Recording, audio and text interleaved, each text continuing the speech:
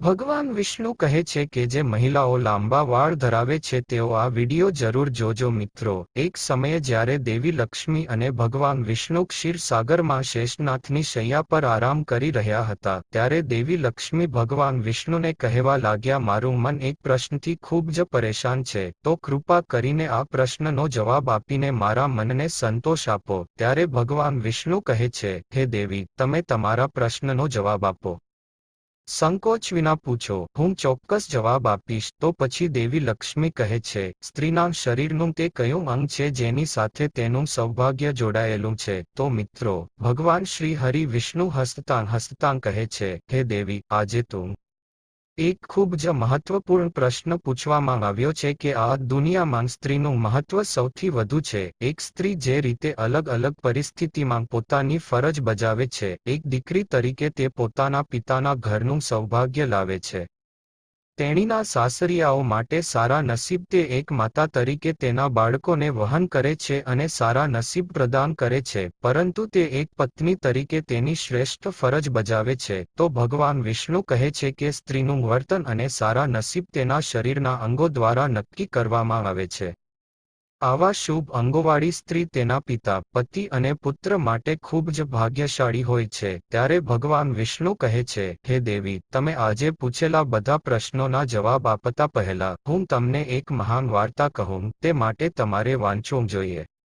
આ કથા તમારે ધ્યાનથી સાંભળવી જોઈએ, કારણ કે જે કોઈ આ મહાકથા સાંભળે છે તેના તમામ પાપ અને દરિદ્રતાનો નાશ થાય છે. વિષ્ણુ કહે છે કે હે દેવી, એક સમય હતો ભક્ત મનોહરલાલ અને તેમની પત્ની. તેમના ઘરમાં તેમના સિવાય કોઈ નહોતું. તે બંને અત્યંત દયાળુ અને ભક્ત હતા, ઉદાર સ્વભાવ, અને બંને મનોહરલાલ ખૂબ જ સંતુષ્ટ અને ભગવાનના ભક્ત હતા. તેઓ દરરોજ ગામમાંથી ભિક્ષા માગતા અને તેમની પત્ની ભોજન રાંધતી, અને જો કોઈ મહેમાન તેમના દરવાજે આવે તો તેઓ તેમની સેવા કરતા હતા, અને જો કોઈ મહેમાન ન આવે તો તેઓ તેમનો હિસ્સો પશુ પક્ષીઓને આપતા હતા અને ભગવાનનું નામ લેતા હતા, અને તેમના મનમાં કોઈ દ્વેષ ન હતો.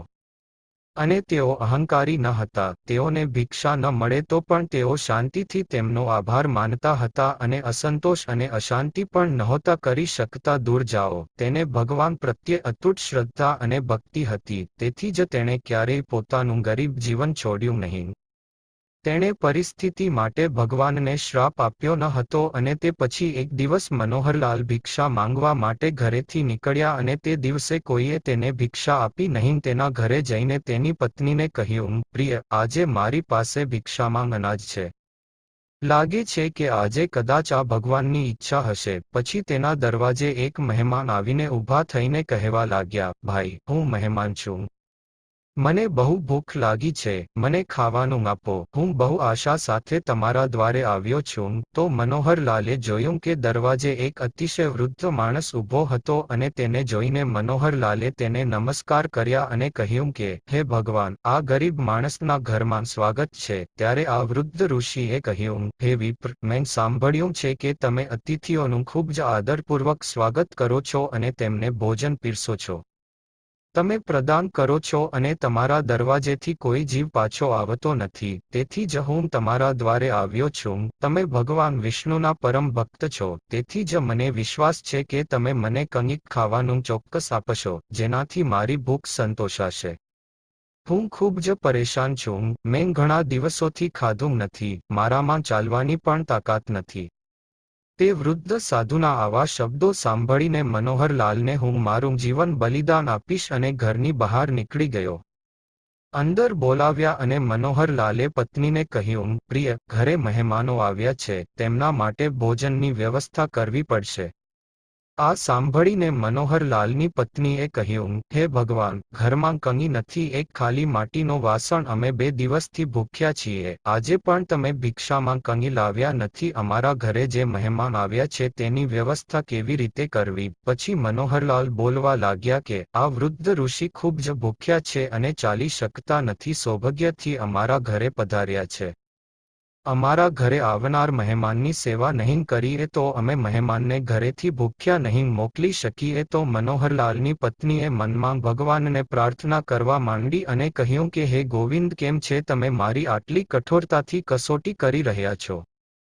આજે મહેમાનને ખૂબ જ પ્રેમથી પીરસવામાં આવશે. આ સાંભળીને મનોહરલાલ તરત જ દોડીને પડોશમાંથી એક કાતર લઈ આવ્યા અને બોલ્યા, પ્રિય, આ કાતર લો. હવે તે મહેમાનને કેવી રીતે પીરસશે? ત્યારે મનોહરલાલની પત્નીએ કહ્યું, હે સ્વામી, આ કાતરથી મારા વાળ કાપી નાખો. પછી મનોહરલાલ એકાએક ચોંકી ગયા અને બોલ્યા, હે દેવી, સ્ત્રીના વાળ વિનાનું સ્ત્રીનું સૌભાગ્ય અને ચારિત્ર્ય છે. એક સ્ત્રીના લાંબા વાળ તેની સુંદરતાનું પ્રતીક છે. હું આ પાપ કરી શકતો નથી. તો મનોહરલાલની પત્ની ભારપૂર્વક કહ્યું, હે સ્વામી, ચિંતા કરશો નહીં. કદાચ આ ભગવાનની ઈચ્છા છે. તમે વિના સંકોચ કરી શકો છો.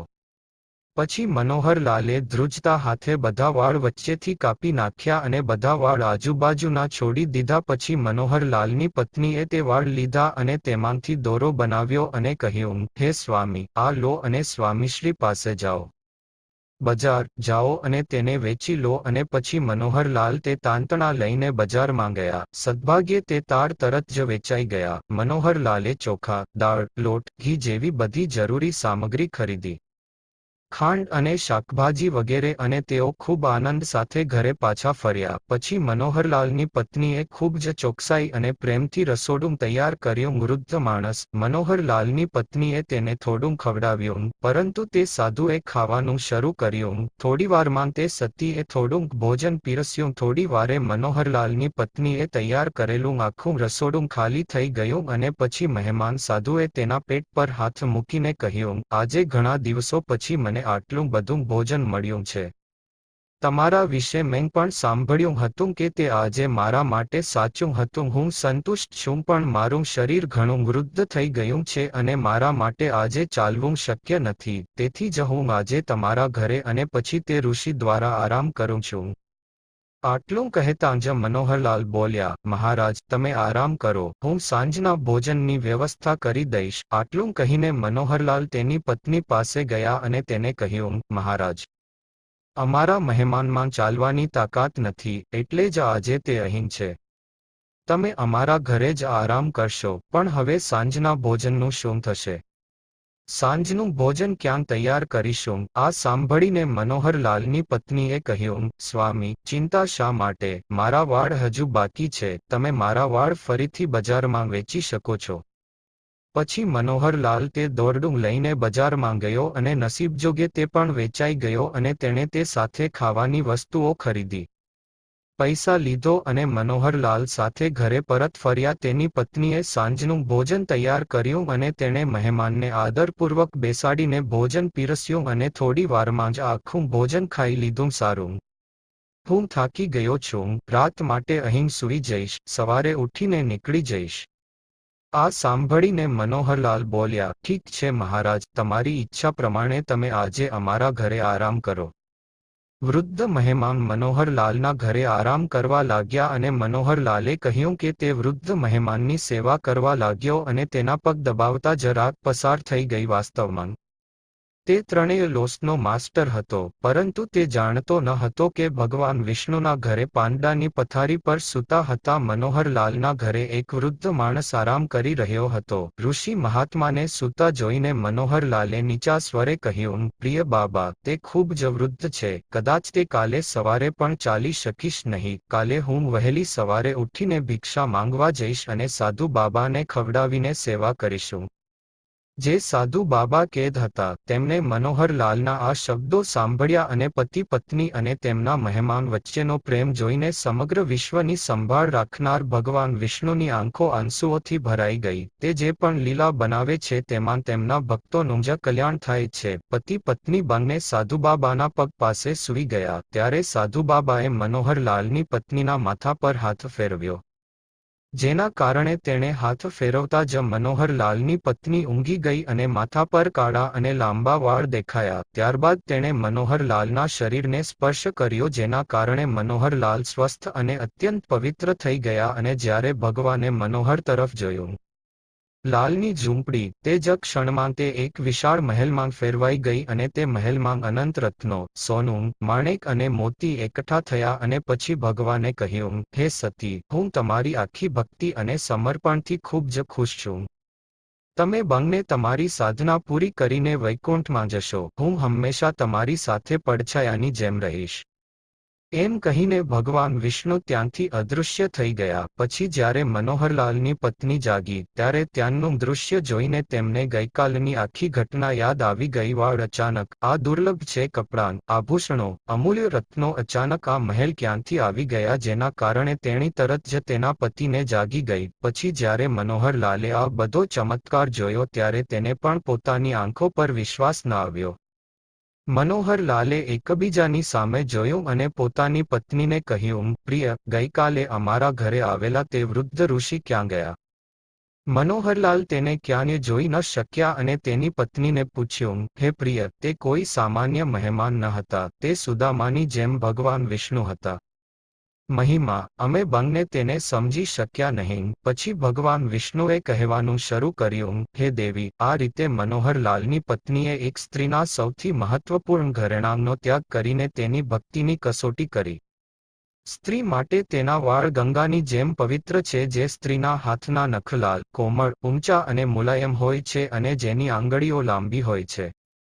ગોળ, લાંબી, પાતળી અને છિદ્રો વગરની અને લાલ રંગની હોય છે. જે સ્ત્રીની ગરદનમાં 4 આંગળીઓ હોય છે તે આભૂષણોથી સુશોભિત હોય છે. તે વાળમાં જોવા મળે છે અને ધનુષ સમાન છે. તે સુખ અને સૌભાગ્ય પણ આપે છે. તેથી મિત્રો, ભગવાન વિષ્ણુએ આ રીતે દેવી લક્ષ્મીને સ્ત્રીના લાંબા વાળનું મહત્વ કહ્યું છે. હું આશા રાખું છું કે તમે આ માહિતી તમને પસંદ આવી છે અને જો તમે ચેનલ પર નવા છો તો કૃપા કરીને ચેનલને સબસ્ક્રાઇબ કરો. વિડીયોને લાઇક કરો અને શેર કરો અને કોમેન્ટ બોક્સમાં જય શ્રી હરિ વિષ્ણુ લખો. આભાર.